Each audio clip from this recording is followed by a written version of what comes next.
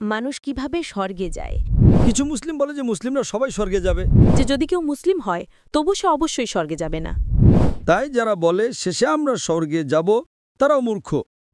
আমার নাম আয়ুনা এবং আমি একজন গৃহিণী হোস্ট এবং আমি আসলে আমার একজন আমেরিকান নন মুসলিম বন্ধুর পক্ষ থেকে একটি প্রশ্ন উপস্থাপন করছি, যিনি আজ রাতের এই অনুষ্ঠানে উপস্থিত থাকতে পারেননি।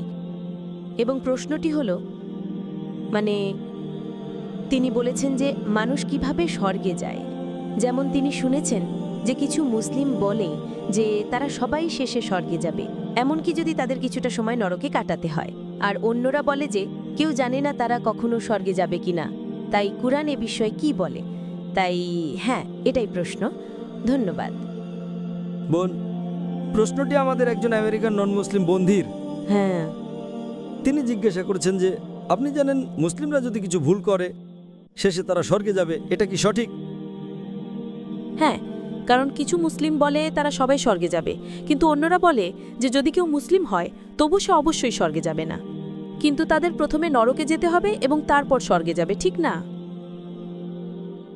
এটাই প্রধান প্রশ্ন। হ্যাঁ, কারণ যেমন কিছু মুসলিম বলে যে মুসলিমরা সবাই স্বর্গে যাবে,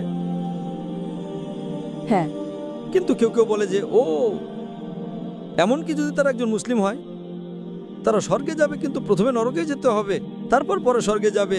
এরকম প্রশ্ন হলো, যদি কোনো মুসলিম পাপ করে হ্যাঁ হ্যাঁ তারা কিছু সময় নরকে থাকবে এবং শেষে স্বর্গে যাবে, এটা কি সঠিক? হ্যাঁ। আল্লাহ কোরআনে সূরা নিসার 48 নম্বর এবং 116 নম্বর আয়াতে বলেছেন, যদি আল্লাহ ইচ্ছা করেন তিনি যে কোনো পাপ মাফ করতে পারেন, কিন্তু শিরকের পাপ তিনি কখনো মাফ করবেন না। যদি আপনি আল্লাহর সাথে শরীক স্থাপন করেন তবে আল্লাহ আপনাকে কখনো ক্ষমা করবেন না, যতই ভালো হন, কারণ এটা ইসলামের সবচেয়ে বড় পাপ। আপনার নিজের এখন যে মুসলিমরা শিরক ছাড়া অন্য কোনো পাপ করে, যদি আল্লাহ ইচ্ছা করেন তিনি পাপটি মাফ করতে পারেন। শিরকের পাপটি সবচেয়ে বড় পাপ যা আল্লাহ কখনো মাফ করবেন না, যদি আপনি মৃত্যুর আগে সংশোধন না করেন। আপনি মৃত্যুর আগে বলেন যে তা অনুসরণ করেছেন, কিন্তু যদি আপনি মুশরিক হিসেবে মারা যান তবে আপনাকে 100% নরকের শাস্তি পেতে হবে। কিন্তু যে মুসলিমরা যারা নন মুসলিমদের বলে যে শেষে আমি স্বর্গে যাব, তারাও বড় মূর্খ। নরকে থাকা কোনো মজা নয়। হ্যাঁ হ্যাঁ হ্যাঁ। আপনি 1 মিনিটও সহ্য করতে পারবেন না বছরের পর বছর। তাই যারা বলে শেষে আমরা স্বর্গে যাব তারাও মূর্খ, কিন্তু নন মুসলিমদের তুলনায় কম মূর্খ। নন মুসলিমরা চিরকাল নরকে থাকবে। যে মুসলিমরা কোরআন অনুসরণ করে না এবং শুধু শিরক করে না কিন্তু অনেক পাপ করে, যেমন মদ্যপান, হত্যা, প্রতারণা, তারা নরকের আগুনে শাস্তি পাবে, কিন্তু শেষে তারা স্বর্গে যাবে। কিন্তু তারা কয়লার মতো হয়ে যাবে, জানেন কয়লা।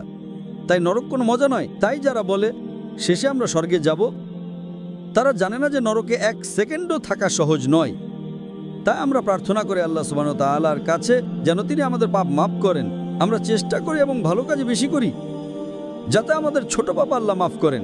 তাই আল্লাহ কোরআনে বলেছেন, বড় পাপ থেকে দূরে থাকো এবং আল্লাহ আপনার ছোট পাপ মাফ করবেন।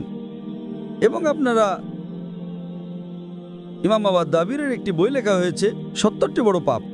তাই মুসলিমদের সতর্ক থাকতে হবে যাতে তারা শিরকে জড়িত না হয়। তারা সবসময় সালাত পড়বে, যাকাত দেবে, রমজানে ফাস্ট করবে, হজ করবে, বাবা মায়ের প্রতি ভালোবাসা ও শ্রদ্ধা দেখাবে। দেখবেন যে আপনি মাতলিটি করবেন না, জিনা করবেন না। সব আদেশ আমি ক্রমে বলছি, আপনি বুঝেছেন তো? তাই আমাদের মুসলিমদের দেখতে হবে যাতে আমরা কোরআন এবং হাদিসের নির্দেশনা অনুসরণ করি আর ইনশাআল্লাহ বড় পাপ থেকে দূরে থাকি। ইনশাআল্লাহ আল্লাহ আপনি ছোট পাপ মাফ করবেন। আশা করি প্রশ্নের উত্তর দেওয়া হয়েছে। ঠিক আছে, অনেক ধন্যবাদ।